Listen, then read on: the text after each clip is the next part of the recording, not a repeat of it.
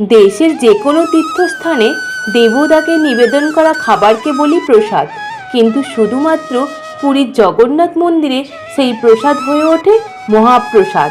কিন্তু কেন এই পার্থক্য? উত্তর লুকিয়ে আছে এক অপার রহস্যের মধ্যে।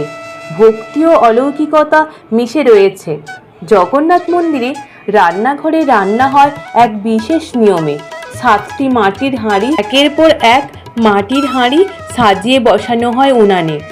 আপনারা ভাবছেন নিজের হাঁড়ির খাবার আগে সেদ্ধ হবে, কিন্তু না, অলৌকিকভাবে সর্বপ্রথম সেদ্ধ হয় সবচেয়ে উপরের হাঁড়ির খাবার, তারপর একে একে নিচেরগুলো।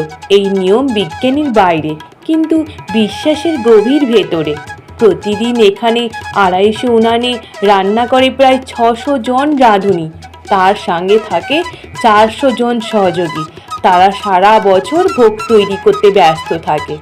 এখানে প্রতিদিন তৈরি হয় 56 প্রকারের ভোগ, কিন্তু সেই ভোগ সরাসরি জগন্নাথ দেবের কাছে যায় না। প্রথমে নিবেদন করা হয় বিমলা দেবীর চরণে, যিনি মা পার্বতীর শক্তিস্বরূপ। তার সেবা দিয়ে ভোগ পায় পূর্ণতা।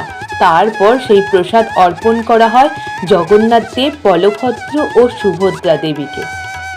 এই রান্নাঘরে গড়ে প্রায় 2000 ভক্তের জন্য প্রসাদ তৈরি হয়। কিন্তু আশ্চর্য বিষয় হলো যে এখানটায় 1 লক্ষের ভক্ত উপস্থিত হলেও 1 চামচ প্রসাদ এখানে অভাব হয় না। ভক্তরা বিশ্বাস করেন রান্নাঘরের প্রতিটি হাঁড়ি, প্রতিটি অন্নকণা লক্ষ্য করেন স্বয়ং মা লক্ষ্মী। তার আশীর্বাদে এই ভোগ হয়ে ওঠে অশেষ ও অফুরন্ত। এই মহাপ্রসাদ শুধু খাবার নয়, এটা একটা ঈশ্বর চেতনার স্পর্শ, যা যুগের পর যুগ ধরে ভক্তির সাথে জড়িয়ে আছে।